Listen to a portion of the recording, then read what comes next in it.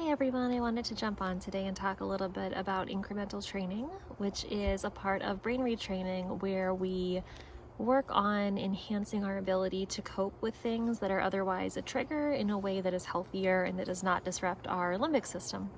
So as a therapist, I liken this a lot to systematic desensitization, which is a technique that we use for people with anxiety disorder or OCD or phobias. And so I like to use the language that I use as a therapist to try to make some comparisons with incremental training and brain retraining.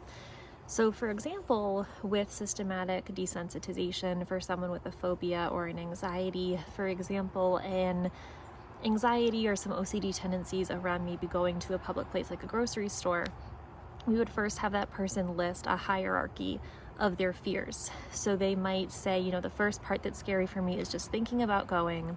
The next part that might induce a panic attack would be actually having to get dressed as if I was going to go to the store. After that would be driving there because of that anticipatory anxiety. Finally would be, walking just into the store or being in the parking lot of the store. And then would be going to the store, walking around the store. And then maybe the height of their anxiety could be having to interact with a clerk at a checkout line.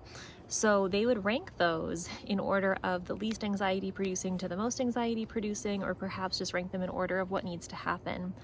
And then as we start to go through that hierarchy, we systematically desensitize each step of that process. So the beginning would be, let's just start thinking about and visualizing what it would be like to go to the store.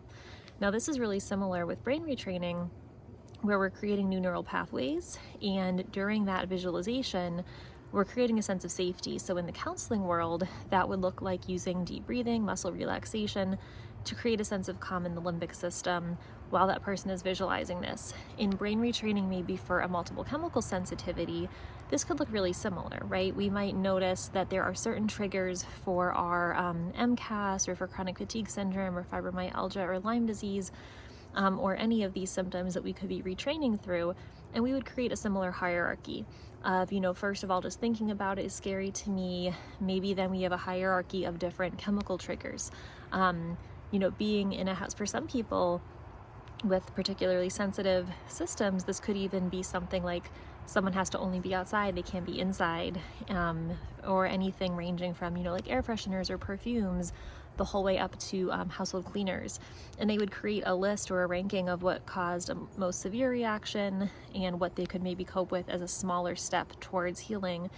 You could also think about this with pacing as far as physical activity. Obviously, someone with chronic fatigue syndrome isn't going to immediately go out and run a marathon, especially if they're bedbound. Their hierarchy might look like, spending more time sitting during the day rather than laying down, and then spending more time standing during the day, but maybe with an assistive device, working to moving around the house in different ways.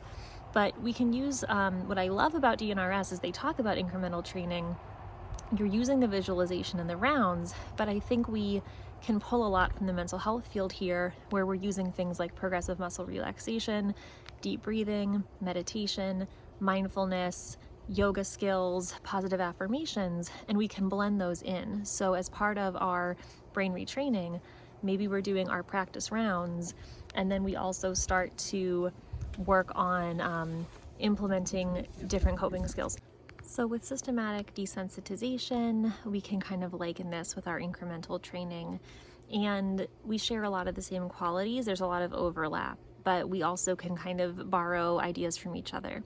What I really enjoy about this is so many brain retrainers will say, yes, brain retraining has been amazing for me. However, I also really benefited when I started to add in, and they'll list a bunch of things, whether that was yoga, meditation, music, prayer, mindfulness, and we can, borrow a little bit of that from the counseling world and think about coping skills and grounding skills and resourcing and how we can combine the two. So what I would recommend doing is maybe using that hierarchy of anxieties or hierarchy of triggers and journaling about that a little bit, just to know where you are now and where you want to be.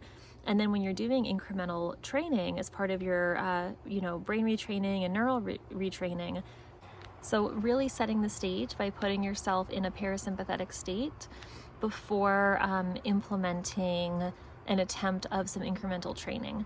So another example that I've seen this used for would be even with eating new challenge foods and putting yourself in a state of like watching a really funny TV show as a distraction before you try a new challenge food, because now your limbic system, if you're laughing and smiling and having a great time watching a funny TV show of yours, your limbic system is in parasympathetic at that point, so your amygdala is not sounding the warning system, so you're much less likely to have a limbic system based reaction to a food, a fragrance, any sort of trigger or stressor that used to impact you when you were constantly in that state of fight or flight.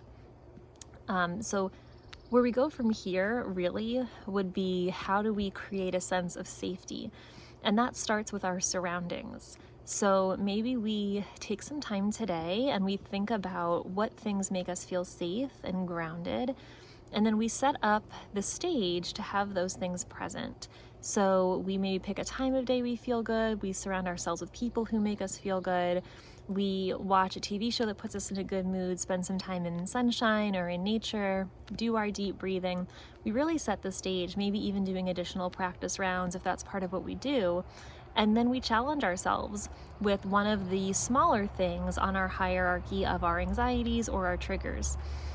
Puts us up for success because we're just doing a very small test that we know we're going to be successful at. We want to test ourselves where we know we're going to have success, so that that neural pathway really cements itself in our brain that we are healing and that we are doing well and that we can push ourselves to do these things, and then give yourself some time to recover.